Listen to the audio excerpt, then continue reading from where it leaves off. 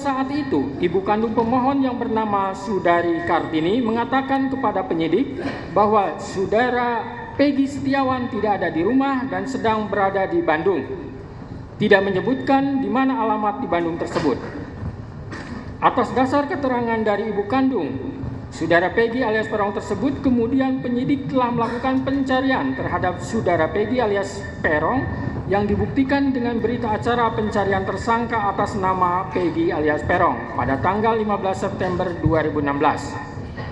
Sehingga dengan demikian sangatlah tidak beralasan apabila pemohon masih mempermasalahkan tentang pemanggilan terhadap tersangka Peggy Setiawan alias Peron. Adapun dalam kasus-kasus tertentu berdasarkan pertimbangan penyidik, seorang tersangka tidak mesti harus dilakukan pemanggilan terlebih dahulu.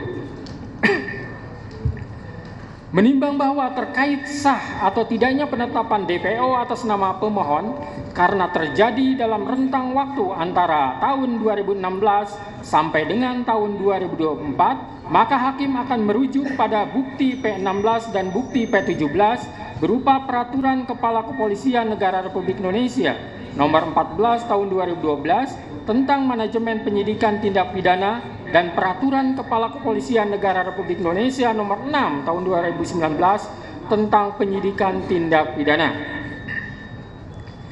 Menimbang bahwa berdasarkan pasal 31 ayat 1 Peraturan Kepala Kepolisian Negara Republik Indonesia Nomor 14 Tahun 2012 tentang Manajemen Penyidikan Tindak Pidana menegaskan bahwa tersangka yang telah dipanggil untuk pemeriksaan dalam rangka penyidikan perkara sampai lebih dari 3 kali dan ternyata tidak jelas keberadaannya dapat dicatat di dalam daftar pencarian orang DPO dan dibuatkan surat pencarian orang.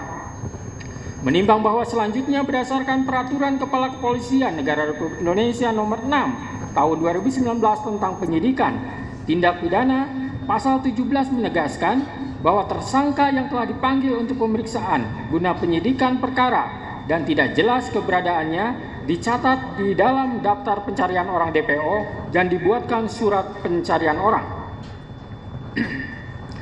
Menimbang bahwa setelah hakim mencermati semua bukti dari termohon, tidak ada satupun bukti adanya surat panggilan yang dilayangkan oleh termohon kepada pemohon, sehingga pemohon tidak mengetahui dirinya masuk ke dalam daftar pencarian orang DPO. Termohon hanya mendatangi rumah pemohon dan bertanya kepada ibu kandung pemohon yang bernama Sudari Kartini yang mengatakan kepada penyidik bahwa Peggy Setiawan tidak ada di rumah dan sedang berada di Bandung tanpa membawa surat panggilan untuk disampaikan kepada pemohon. Menimbang bahwa hakim tidak sependapat dengan dalil dari termohon yang mengatakan tidak perlu pemanggilan terhadap pemohon karena menurut hakim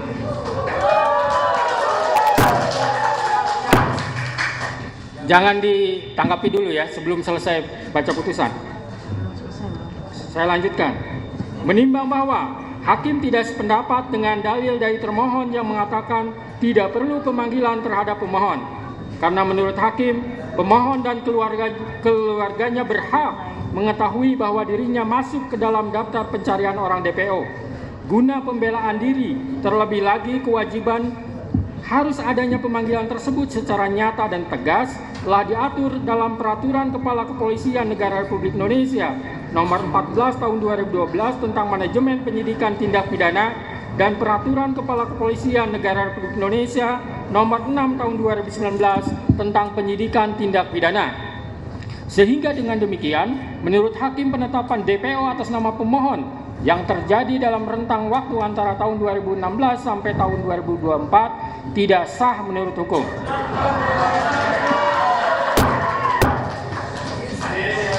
Tahan dulu.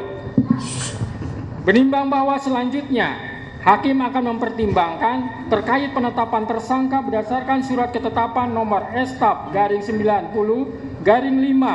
Romawi /Res 124/2024 Diskrimum tanggal 21 Mei 2024 atas nama Peggy Setiawan adalah sah atau tidak.